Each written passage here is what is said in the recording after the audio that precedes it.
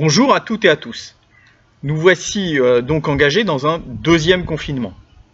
Et je voudrais vous expliquer comment le Conseil départemental du Val-de-Marne va vous accompagner durant cette période. D'abord, ce deuxième confinement, vous l'avez constaté, il est très différent du premier que nous avons traversé ensemble en mars, avril et mai dernier. Parce que les écoles restent ouvertes, les collèges restent ouverts, les lycées restent ouverts, les services publics restent ouverts et que nous pouvons continuer à aller travailler lorsque nous ne sommes pas en télétravail. S'agissant du Conseil départemental du Val-de-Marne, ça veut dire que les PMI restent ouvertes, que les espaces départementaux de solidarité restent ouverts, que les crèches départementales, et singulièrement chez nous à Villeneuve-le-Roi et à Ablon, la crèche de la gare de Villeneuve-le-Roi reste ouverte, que la maison départementale des personnes handicapées reste ouverte, tout comme les guichets de l'action sociale. Et donc vous pourrez faire l'ensemble des formalités normalement durant cette période, bien évidemment en disposant de l'attestation de déplacement qui est désormais obligatoire. C'est vrai pour les services publics du département comme ça l'est pour d'autres grands services publics, la Poste, la CPAM, Pôle emploi ou encore la CAF et beaucoup d'autres. S'agissant des collèges plus particulièrement, la rentrée se fera, vous le savez, normalement demain aux horaires habituels, contrairement à ce qui avait été indiqué dans un premier temps par l'éducation nationale. Et je veux remercier ici les équipes pédagogiques, les équipes de direction de nos 3 collèges, les équipes techniques du département aussi, qui ont contribué dans les derniers jours à organiser les choses dans les meilleures conditions sanitaires pour que vos enfants, nos enfants, soient accueillis dans de bonnes conditions et en toute sécurité, puisqu'il y a à la fois le risque sanitaire et désormais, de façon dramatique, le risque terroriste.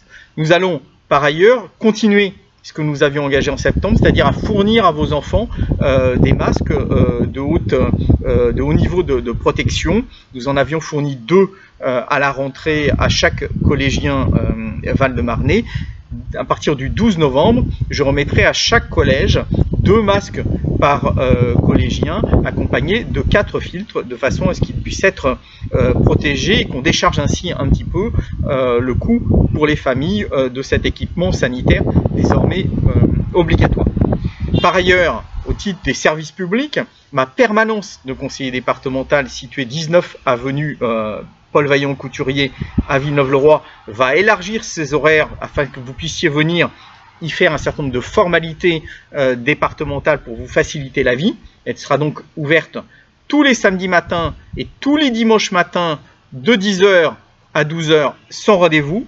Et vous y trouverez également à votre disposition des formulaires pour ceux qui n'ont pas internet ou pas d'imprimante, de façon à ce que vous puissiez en disposer et les remplir.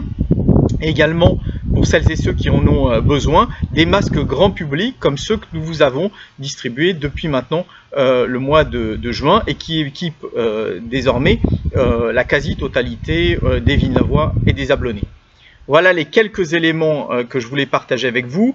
Un dernier mot, une pensée pour nos commerçants et artisans qui ne peuvent pas ouvrir. Évidemment, il faut avoir à l'esprit que nous devons prendre des mesures pour lutter contre l'épidémie. Je trouve qu'il y a une profonde injustice entre les grandes surfaces qui sont ouvertes et qui vendent toutes et son contraire, et les petits commerçants, je pense aux fleuristes, aux libraires, je pense aussi aux artisans coiffeurs, aux instituts de beauté, etc., qui eux sont interdits d'ouverture. C'est une injustice. Et donc, je me suis adressé par un courrier au Premier ministre et au ministre de l'Intérieur et au ministre de l'Économie et des Finances, de façon à ce que ces règles soient revisitées. On ne peut pas avoir 2 statuts.